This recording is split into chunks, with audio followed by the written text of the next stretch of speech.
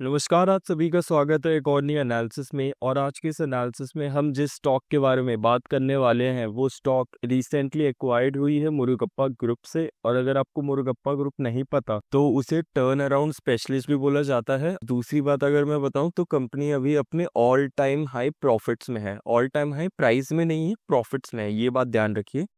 तो वीडियो शुरू करते हैं। तो आज का स्टॉक है हमारा शांति केयर।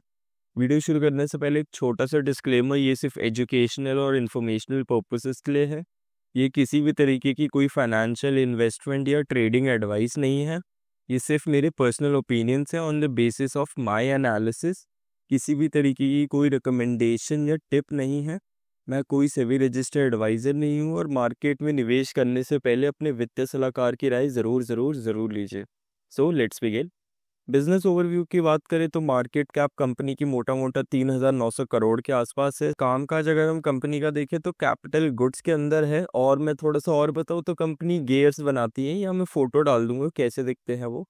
और कंपनी की ऑर्डर बुक 340 करोड़ की है। ये डेट आप ध्यान से पढ़ लीजिए, Q1 FY 2025। और आगे बढ़ते हैं। हिस्ट्री की बात करें तो कंपनी 1972 में शुरू हुई थी बाय पी सुब्रमण्यम। और कंपनी कोयम्बतूर तमिलनाडु में शुरू हुई थी। स्टार्टिंग में मेनली कंपनी ने टेक्सटाइल मशीनरीज में ज़्यादा कामकाज करा था, उसमें जो गियर्स लगते हैं वो मैन्युफैक्चर करती थी कंपनी। 1986 में कंपनी प्राइवेट से पब्लिक आई। 1987 में कंपनी का सबसे पहला आईपीओ लॉन्च हुआ जो कि बीएससी में लिस्ट हुआ था। 1992 में कंपनी ने अपने शेयर्स इशू करे थे with a motive of plant expansion. 1994 आते आते सितंबर 1994 में कंपनी ने प्रेफरेंशियल शेयर्स इशू करे थे। किन के लिए? बैंक्स और म्यूचुअल फंड्स के लिए। 2004 में कंपनी की इक्विटी डिवाइड हुई थी फेस वैल्यू 10 में। और कंपनी ने लॉयल इंजीनियरिंग के साथ मर्ज करा था जो आज की डेट में शांति प्रिसीजन इंडस्ट्रीज है।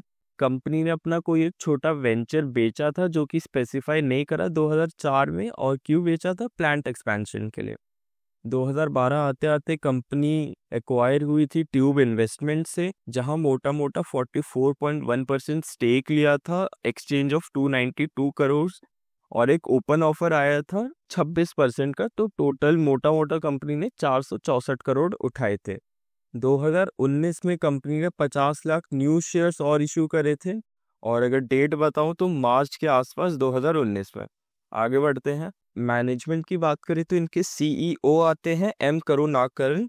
सीएफओ आते हैं इनके रंजन कुमार। और सीओओ आते हैं इनके वॉल्टर वसंत। आगे बढ़ते हैं। लोकेशंस की बात करें तो कंपनी की 5 मेजर लोकेशंस हैं। और कंपनी ने वो locations a unit B unit ऐसे डिवाइड कर रखा है।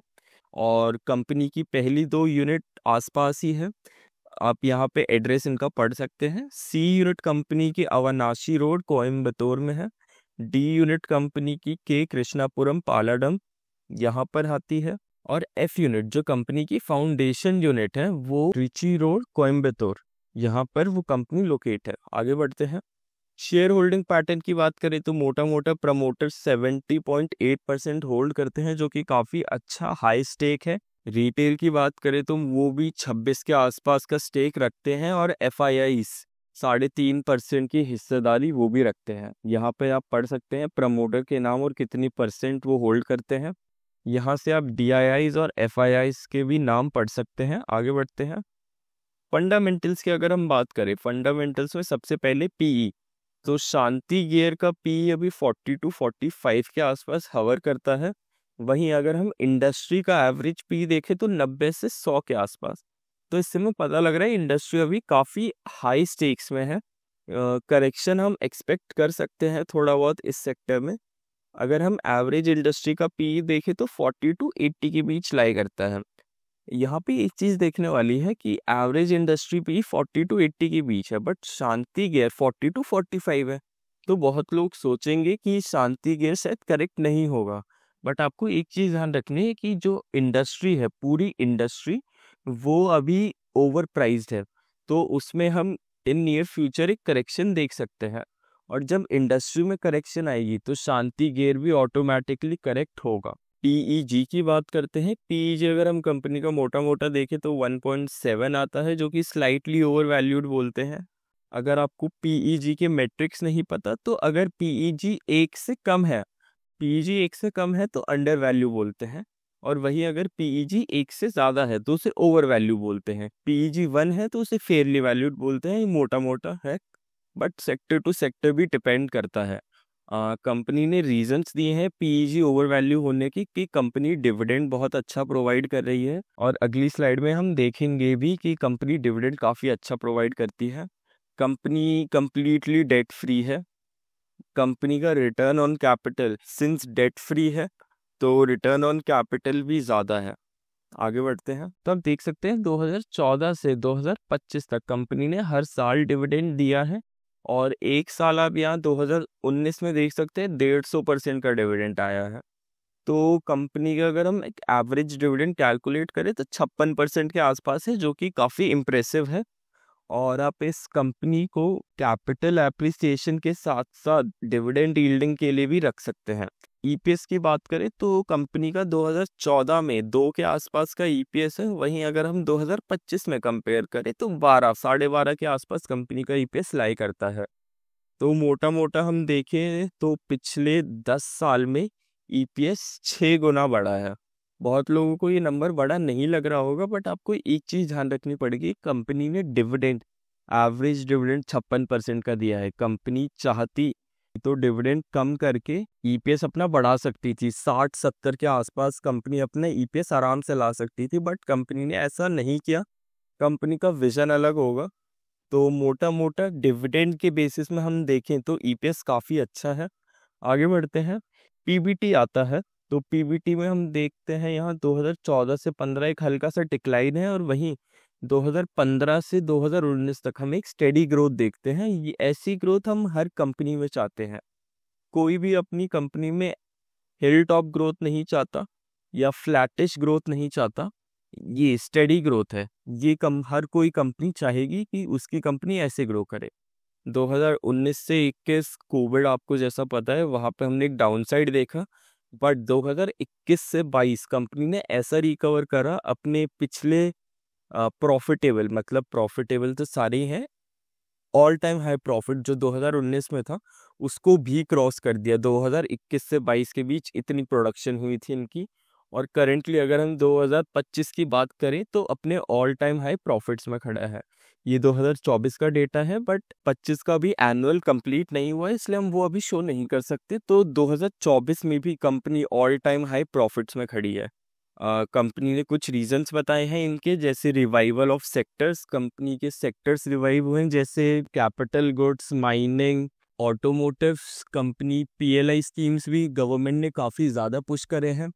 ट्यूब इन्वेस्टमेंट का जो एक्विजिशन हुआ था, ये एक्विजिशन हमने जैसे पढ़ा था कि पिछले हिस्ट्री में ये एक्विजिशन हुआ था 2012 में, बट वो एक्विजिशन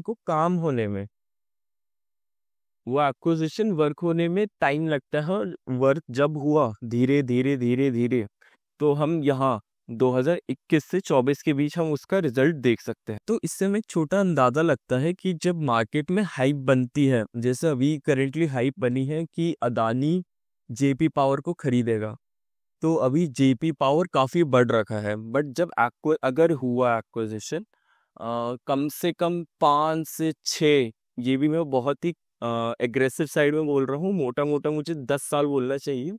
10 साल में जाके कंपनी जेपी पावर के कैश फ्लो बुक्स इम्प्रूव होंगे, और तब हम इम्प्रूवमेंट देख सकते हैं। तो ये काफ़ी एक अच्छा एग्जाम्पल है कि पेशेंस कितना रखना ज़रूरी है। और सिंस शांति गियर वाले सेक्टर में आती है, तो डिफेंस भी डायरेक्टली कंपनी को इम्पैक्ट करता है, कंपनी की बुक्स को इम्पैक्ट करता है। तो अब हम आगे बढ़ते हैं, डेट टू एसेट की बात करें। जैसा हमने बताया कि कंपनी के पास ज़ीरो डेट है, लाइबिलिटीज अलग होती है और बोरोइंग्स अलग होती है। बोरोइंग्स को डेट में गिनते हैं, अगर आपको नहीं पता हो तो।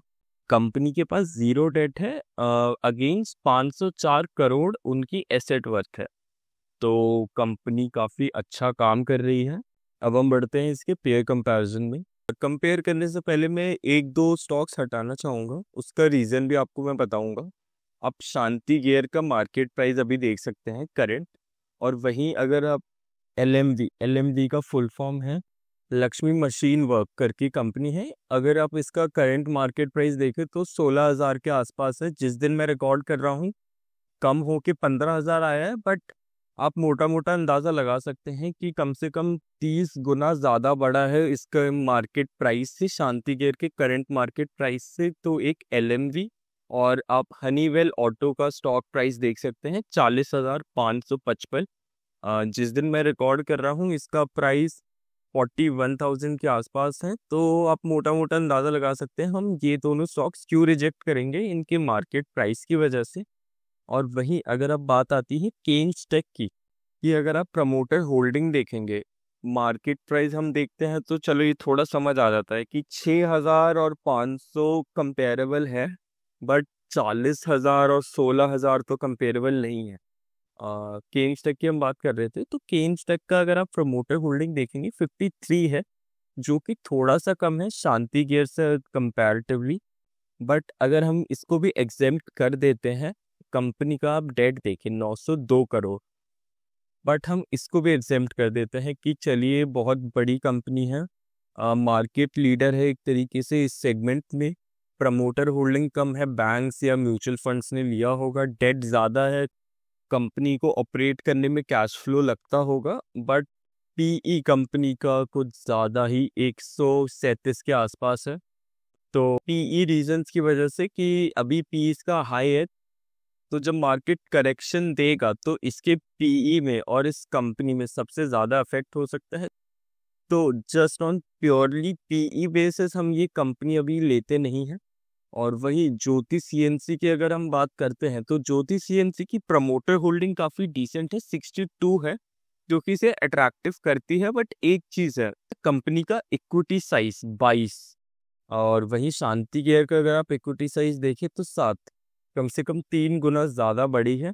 और बड़ा होना कोई इशू नहीं है, बट आप डेट उसका देखिए ज्योति सीएनसी का, तो 500 के आसपास आप मोटा बोल सकते हैं। कंपनी डेट रिकवर करेगी फिर इक्विटी साइज में प्रॉफिट देखेगी। बट यहाँ अगर आप शांति गियर का देखें, यहाँ हम थोड़ी सी मिसप्रिंटिंग हो सकती है, यहाँ पे ज़ीरो आना चाहिए। और अगर आप शांति गियर का देखें, डेट ही नहीं है, तो डायरेक्टली जो भी कंपनी कमाती है वो उसके इक्विटी साइज को इम्पैक्ट करेगा। तो ये मोटा मोटा 2-4 रीज़न है कि क्यों शांति गियर अभी सबसे बेस्ट लग रहा है अभी इस time compare to its sector. अब आगे बढ़ते हैं। कौन कॉल की बात करें तो कौन कॉल शुरू करने से पहले मैं आपको एक छोटी चीज़ बताना चाहूँगा कि मैं जब भी कुछ पढ़ता हूँ, कौन कॉल हो गई, क्वार्टरली रिपोर्ट हो गई या एनुअल रिपोर्ट हो गई, तो मैं ज़्यादा priority year on year, Y on Y को ज़्यादा देता हूँ, क्यू ऑन क्यू को कम देता हूँ। क्योंकि एक क्वार्टर खराब हो जाता है, 2 क्वार्टर खराब हो जाते हैं, उससे ग्रोथ पता नहीं चलती। कभी कोई न्यूज़ आई तो स्टॉक ऊपर भाग गया, कुछ एक इवेंट हुआ तो कंपनी के पास ऑर्डर बहुत ज़्यादा आ गए। तो क्यू ऑन क्यू को मैं ज़्यादा बड़ा डिसीजन मेकिंग फैक्टर नहीं देता, वाई ऑन वाई को देता हूँ। ये प्योरली मेरा एक पर्सपेक्टिव है। अब चलिए वीडियो पे वापस आते हैं, रेवेन्यू देखते हैं। वाई ऑन वाई बेसिस में तो 13% की ग्रोथ देख सकते हैं हम। और पैट की अगर हम बात करें तो पैट भी 17% की ग्रोथ देख सकते हैं ईयर ऑन ईयर बेसिस। वहीं क्यू ऑन क्यू में आते हैं तो रेवेन्यू पिछले साल से कंपेयर करें, ये पिछले साल का है 153.3, जो कि इस साल 153.2 है। तो रेवेन्यू भी काफ़ी फ्लैटिश साइड में है। जबकि अगर हम पैट देखें, पिछले साल 25.6 करोड़ था, अब घट के 22.46 हुआ है। तो आप यहाँ एक ड्रॉप देख सकते हैं मोटा मोटा 2.5-3 करोड़ का। इसके रीजंस कंपनी ने दिए हैं कि अदर इन्वेस्टमेंट, पिछले क्वार्टर कंपनी के स्टॉक्स में इंप्रूवमेंट आई थी, ट्रेजरी रेट में इंक्रीमेंट देखा था। तो ये नॉन रिकरिंग प्रॉफिट्स हैं, नॉन रिकरिंग प्रॉफिट्स बोल सकते हैं। तो इसके कारण थोड़ा बहुत ऊपर नीचे आप देख सकते हैं इसके पैट को। और वहीं दूसरा अगर हम रीज़न देखें तो कंपनी का हाई टैक्स एक्सपेंस, कंपनी ने प्रॉफिट बनाया है तो एक्सपेंस भी कंपनी ज़्यादा बेयर करेगी। एबिडा पढ़ रहा था मैं, तो एबिडा से पता चल रहा है कि कंपनी ने थोड़ा सा ज़्यादा रेवेन्यू स्पेंड कर रही है स्टाफ कॉस्ट में और एनर्जी एक्सपेंस में, मोटा मोटा ऑपरेशंस बोल सकते हैं। कंपनी अपनी ग्रोथ के लिए ही यूज़ कर रही है, तो आई थिंक इट्स फाइन। अब हम आगे बढ़ते हैं। रेवेन्यू आउटलुक की बात करें तो क्वार्टर 4 कंपनी को फ्लैट दिख रहा है, बट स्टेबल ग्रोथ। और कंपनी ने रिस्क बताया है कि सेक्टर साइक्लिटी का रिस्क है कि सेक्टर एक साइकिल में चलता है। ये रॉ मटेरियल प्राइसेस देखने वाली बात है, क्योंकि ये मेनली डिसाइड करेगा कंपनी के प्राइसेस, रेवेन्यू, सब कुछ। कंपनी का order book by March 31 2025 239 crore का है।